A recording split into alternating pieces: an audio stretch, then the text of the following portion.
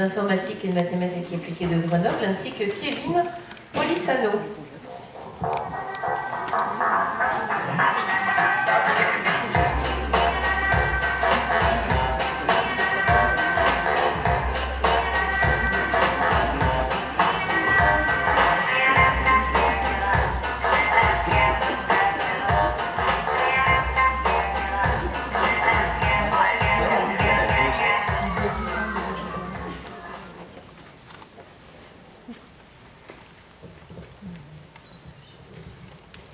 Bonjour à tous. Bonjour. Donc Kevin est effectivement l'étudiant ambassadeur de toute la promotion de Grenoble INP NCIMAG, école d'informatique et de mathématiques appliquées de Grenoble. Cette double compétence informatique et mathématiques appliquées, c'est ce qui les différencie de toutes les autres écoles du numérique. Et Kevin a justement choisi pour ses études à NCIMAG de suivre la filière qui est plus thématique mathématiques appliquées que les autres filières de l'école. Est-ce que tu peux nous dire un mot sur ton parcours? Donc je suis rentré à l'INSIMAG en première année, hein, c'était un tronc commun plutôt tourné vers l'informatique. Et ensuite en deuxième année, j'ai décidé de me spécialiser plus dans les mathématiques appliquées au domaine de l'image. Et au cours de cette deuxième année, j'ai eu l'opportunité de rencontrer un grand nombre de chercheurs, que ce soit dans le cadre du P3, ce qu'on appelle le projet professionnel personnel, ou encore un module qui était dispensé par l'INSIMAG, le module Introduction à la recherche en laboratoire, qui m'a permis un peu de découvrir le monde de la recherche. Et j'ai effectué donc un mini-stage à l'INRIA, où j'ai travaillé sur de la dynamique neuronale. Et enfin, il y avait le stage aussi de deuxième année, que j'ai fait au TIMC, c'est un laboratoire de recherche en imagerie médicale, et donc qui m'a donné envie d'approfondir ce domaine que je trouve fascinant. Ensuite, comme ça m'est beaucoup plu la recherche, il y avait l'opportunité aussi en troisième année de suivre un master. Donc j'ai fait la moitié de mes cours au master 2 mathématiques, informatique et applications, qui est situé à l'université Joseph Fourier. Et donc c'était assez enrichissant parce que c'était un peu une année à double vitesse, mais pas au sens péjoratif du terme. J'avais d'un côté le dynamisme des projets à l'INSIMAG, et de l'autre, je pouvais approfondir des notions un peu plus théoriques, mathématiques. Je pouvais prendre le temps de réflexion, creuser un peu plus certaines notions, et rester un peu dans l'esprit recherche, en fait. Donc voilà, tout ça m'a donné envie ensuite de continuer dans la recherche, et donc j'ai eu une bourse qui m'a permis de décrocher une thèse au laboratoire à Jean Kutzmann à Grenoble. Et maintenant, Kevin donne des cours aussi à l'NCIMAG. Mais voilà.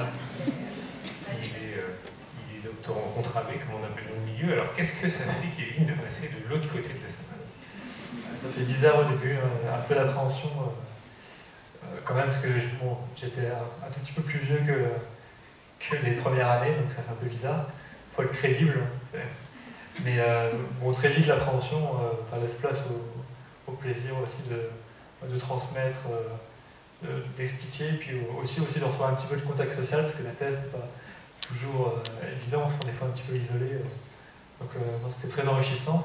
Et aussi, c'est assez amusant de côtoyer les professeurs qu'on avait avant, qui sont maintenant des collègues, de corriger des copies et tout ce genre de choses. Donc je crois que c'est vraiment un bol d'air frais aussi dans ma thèse cette année. Je suis très content que l'NCIMAG m'ait donné cette chance de pouvoir enseigner dans ce cadre-là. On est très content de t'avoir. Merci.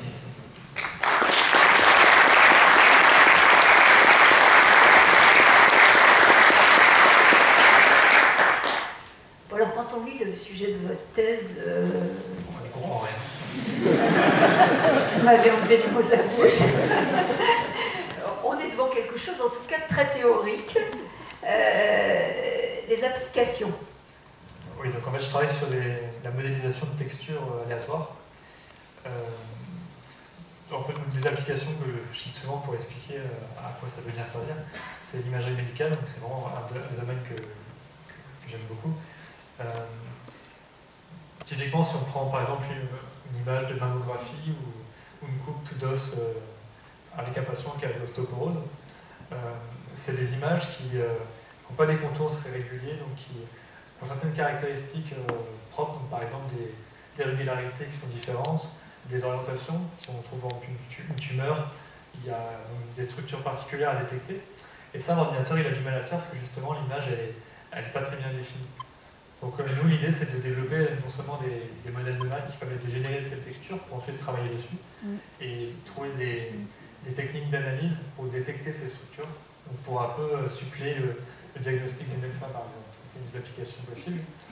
Et à côté de ça, je travaille aussi avec mon co-directeur sur des thématiques assez récentes comme le compress sensing ou la super résolution, qui ont été introduites par Emmanuel Candes.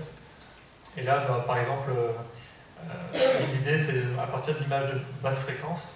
Donc, c'est-à-dire que, par exemple, en astrophysique, on peut avoir des étoiles où l'image est un petit peu floue, ou des images issues de microscopes où il y a de la diffraction.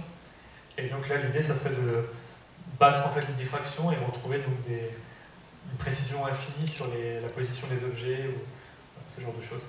Très bien, vous en parlez très bien. Et la suite, alors, puisqu'il y a un domaine d'application qui vous semble vous ouvrir les bras comme l'imagerie médicale, la suite, c'est ça ou c'est plutôt l'enseignement dont on vient de parler? J'aimerais bien un petit peu les deux. C'est vrai que, bon, déjà, je pense que je passerai par la case post-doctorat à l'étranger, si possible. Et donc postuler sur un poste de maître de conférence par la suite, parce que l'enseignement, c'est vraiment quelque chose qui me tient à cœur et je pense que j'ai des choses à faire dans le domaine universitaire. Mais je trouve aussi qu'on pourrait renforcer un peu les liens entre le domaine académique et puis le secteur privé, les entreprises. Et l'imagerie médicale, moi, c'est un domaine que j'aimerais bien développer, donc en partenariat, pourquoi pas, entre les recherches qu'on a pu faire au niveau théorique et qui ne sont pas encore mises en application et qui, je pense, peuvent être porteuses de l'innovation. Très bien. Impressionnant, bravo pour le travail que vous faites. Merci.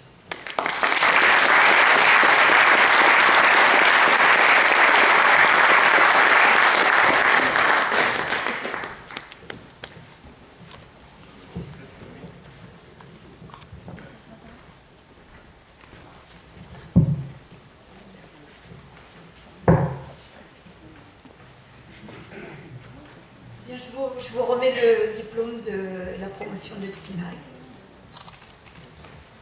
Et le petit cadeau dans la BNP. Ça se casse pas. Il faut qu'on aille se mettre là-bas pour la photo, je crois.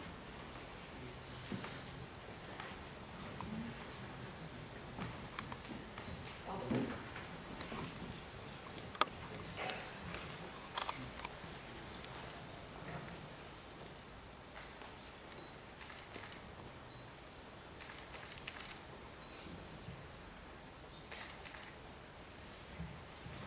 Merci beaucoup.